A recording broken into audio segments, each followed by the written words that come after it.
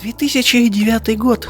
Игровая индустрия уже давно прожила один из самых удачных и лучших периодов, да и крупных релизов к тому моменту было уже много.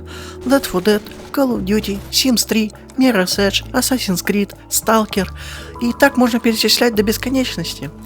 И, казалось бы, игроков уже нечем удивить, особенно инди-играми, но в Чехии так не считали. 16 октября 2009 года студия Amanita Design под издательством Daedalic Entertainment выпустили простенький и небольшой квест, который, ко всеобщему удивлению, не только получил множество отзывов, но и стал своего рода легендой, о которой слышали тогда многие. 7 человек, имея в кармане всего $1000, создали знаменитый и не менее прекрасный машинариум, о котором я сегодня вам и расскажу. Приветствую вас всех, дорогие, меня зовут Зиан Ю, это проект Azure Play, и сегодня я покажу вам, что такое машинариум.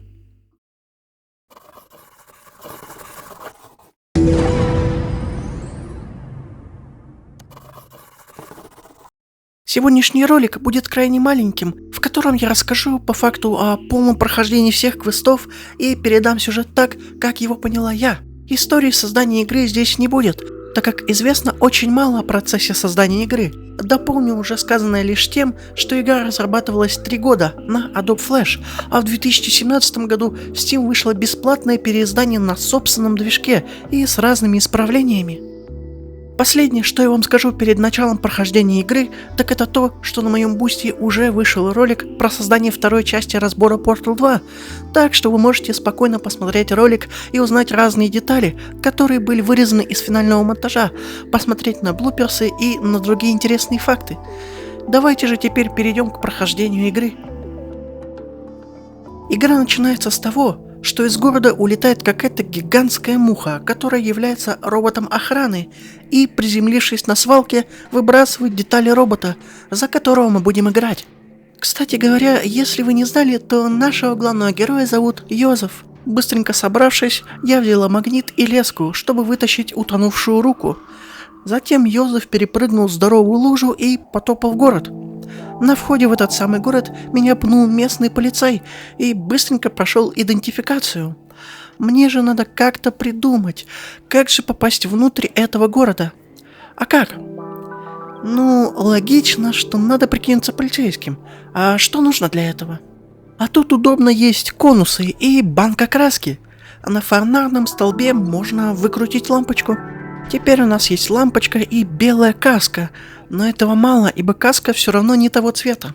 И, как оказывается, под остальными конусами пряталась синяя краска, которую уже можно использовать для перекраски. Мост нам опускают, но так как Йозеф неуклюже двигается во время вытягивания тела, то поскальзывается на местной масляной луже и падает вниз. Внизу я при помощи механизма удобно пододвигаю к себе опору, достаю с ее помощью стоппер, которым можно подпирать вагонетки, едущие из шахты. Получив таким боком колеса от вагонетки, подаем еще одну и прокатываемся до печки. В печной комнате очень внезапно из вентиляции выскакивает толстый бандит, которого узнает Йозеф, и складывает в себя то, что содержалось в вагонетке. Йозеф вспоминает, как этот бандит издевался над ним в, видимо, роботическом детстве, или как это работает у роботов. Когда робот ушел, нам осталось только придумать, как попасть в город. По счастливому случаю мы можем пошаманить с электроникой, сначала попав наверх, а затем уже, поиграв с электричеством, залезть в вентиляцию. Из вентиляции Йозеф попадает в комнату, где замечает, как 2 бандитов делают бомбу. Воспоминания об этих двоих вновь ужасные, а бандюки еще и замечают нас, ловят и садят в камеру.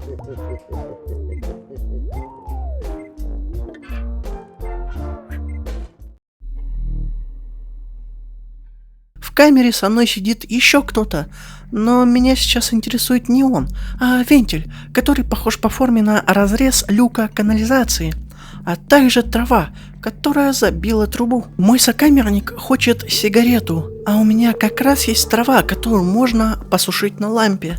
Ну а из туалетной бумаги и сухой травы можно и скрутить. За такую доброту товарищ на время одолжил мне свою руку. Просунув ее в дырку в камере, мы напугали других заключенных. Зато пробрались в комнату с каким-то бойлером или что это такое. Швабра мне очень нужна, ведь соединив ее с вентилем, я получила ключ от канализации. Благо, это не канализационный уровень, а просто переход. В комнате охраны один из дуэта бандосов практиковался в стрельбе. Мы можем ему помешать и в этот момент незаметно выкрасть ключ, а также незаметно открыть камеру с другими заключенными, которые отвлекут внимание бандоса, чтобы мы уже могли нормально осмотреться. Тот бойлер, где я взяла швабру, меня так и не успокоил, но чтобы пробраться к нему, нужно знать код, а времени на то, чтобы искать код, у меня нет. К тому же, как выяснилось, бандиты заложили в башне мэрии бомбу. О, ужас, нужно спасти всех. В бойлере, кстати, хранилась пушка. Но хватит прохлаждаться, пора выйти на улицу.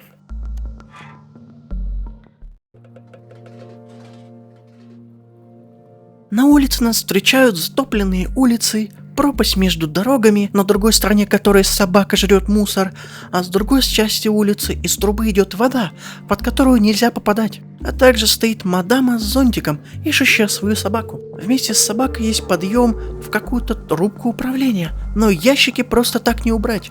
А рядом с дамой есть магнит, который надо перенастроить, чтобы убрать лишний ящик. Тут же надо сказать о том, что в игре есть два типа подсказок. Облачко с мыслями Йозефа, который общими словами говорит о том, что надо бы сделать, а также есть книга с правильным описанием прохождения той или иной загадки, которую можно получить за прохождение мини-игры. Но мне необходимости в этом нет, так что я убираю лишний ящик, приманиваю собаку, плавающей бочкой с маслом, и возвращаю хозяйке, которая мне за это дарит зонт. Так я и прохожу дальше, на площадь.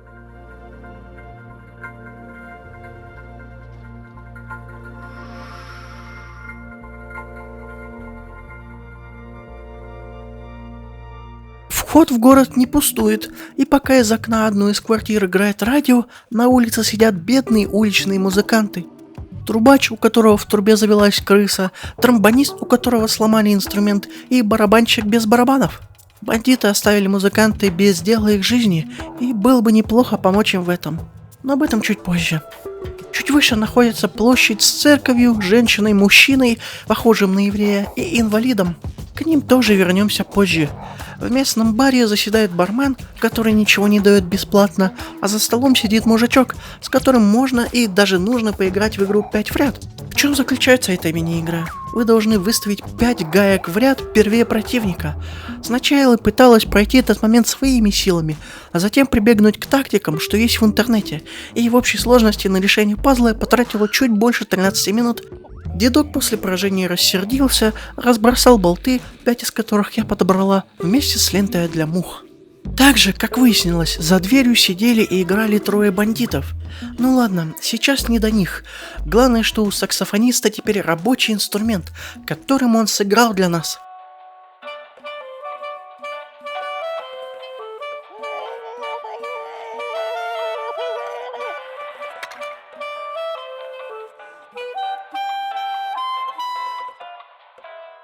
На это кто-то рассердился и выбросил горшок с окна.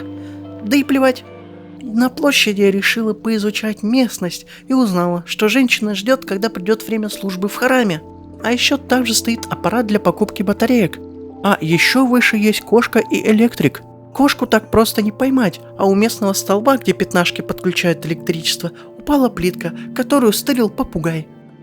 Спустившись обратно к площади, я сначала пустила в церковь женщину, а затем и еврея, в рубке у которого стырила рупор. Там же, на площади, инвалид попросил у меня собрать моторного масла, что я и сделала, собрав капающее масло у входа в город. Он обрадовался, но попросил еще и подсолнечного масла насобирать. Делать нечего, но сейчас мне негде достать масло. Зато он хотя бы отъехал от люка канализации, где ошивается живой газовый ключ и загадка, которую я на время отложила. В какой-то момент я вспомнила, что в баре стояла бочка, которую можно использовать вместо барабанов. Осталось только отвлечь бармена. И кажется, мухи, которые ошиваются рядом с баром, смогут мне в этом помочь. Теперь 2/3 группы собрано, а вместе со вторым горшком в меня полетело растение, которое я на всякий случай подобрала. А еще мне пришлось подсмотреть, как сделать так, чтобы попугай отдал плитку для столба электричества. Таким боком при помощи электричества удалось поймать кошку. Затем уличная труппа музыкантов заиграла в полную силу, а с окна мне подарили радио, у которого я заменила рупор.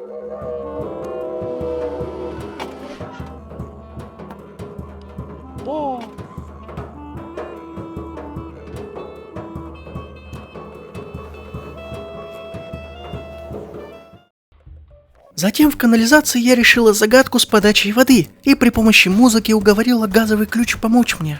Таким образом, фонтан на площади осушился, зато бандиты в баре начали тонуть. Теперь через канализацию можно было выйти к стене какого-то дома. Здесь же, спустившись ниже, я познакомилась с девушкой, которая была с Йозефом, Бертой. На время управление перешло в руки Берты, с чьей помощью я достала шланг и запитала лифт маслом. Сама же Берта поведала, что когда от Йозефа избавились, бандиты выкрали ее и заперли на кухне. Я этого терпеть не стала, и, поднявшись на лифте на самый верх, где нужно было максимально разозлить живую вентиляцию неправильными ответами. Так я и попадаю в теплицу, где нужно при помощи мини-игры включить проектор и устройство, что ускорит рост растения. Получив с подсолнуха семечки и код для замка, я выхожу на башню, где охранник хочет батареек для своей игрушки. Пока что батареек нет, но я сделала подсолнечное масло, так что дед мне поможет. И ведь реально помог. За его вылечивание он отдал билет до игрового центра, где сначала я запитываю автомат со Space Invaders и получаю монетку за набор очков, а затем запитываю автомат с игрой про лабиринты, аналогов которой я не знаю. Купив батарейки и связав их лентой, отношу до охранника, за что он пропускает меня в башню.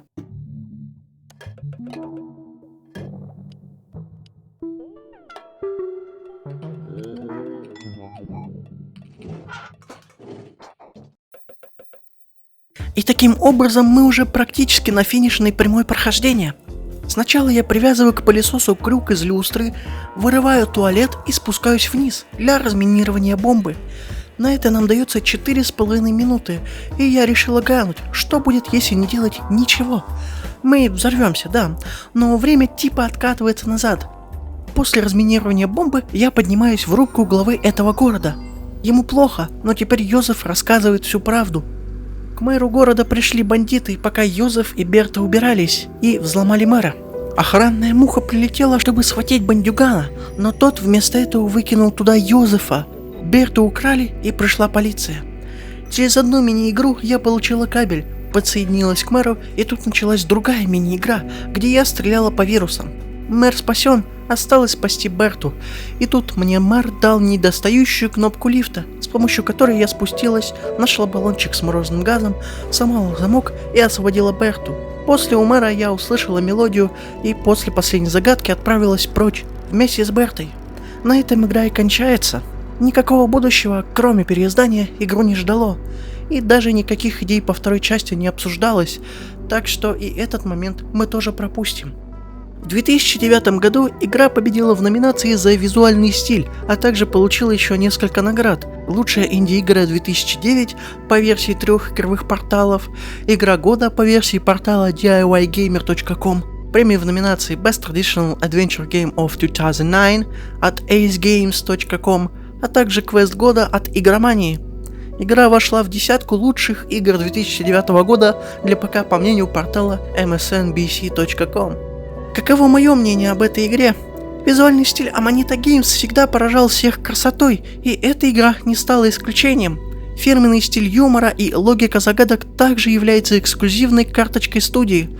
Конечно же, привычная логика не всегда работает здесь, но если понять, что игра хочет от тебя, то это легкий и ненапряжный квест. Единственное, что я не похвалю, так это 5 в ряд, потому что я тупая, и мне это не понравилось. И пятнашки тоже так себе. В остальном же игра просто потрясающая. Рекомендую ли я вам ее для прохождения? Обязательно. А за сим все. Подписывайтесь, ставьте лайки, пишите комментарии, нажимайте на колокольчик, чтобы не пропускать новых видео, а также заглядывайте в мою группу ВКонтакте, сервер Discord, Guilded и канал в Telegram. Спасибо, что смотрите мой проект, и я буду рада, если вы поддержите этот проект финансово через сервис Boosty или через прямой донат. Еще услышимся с вами. Удачи, дорогие мои!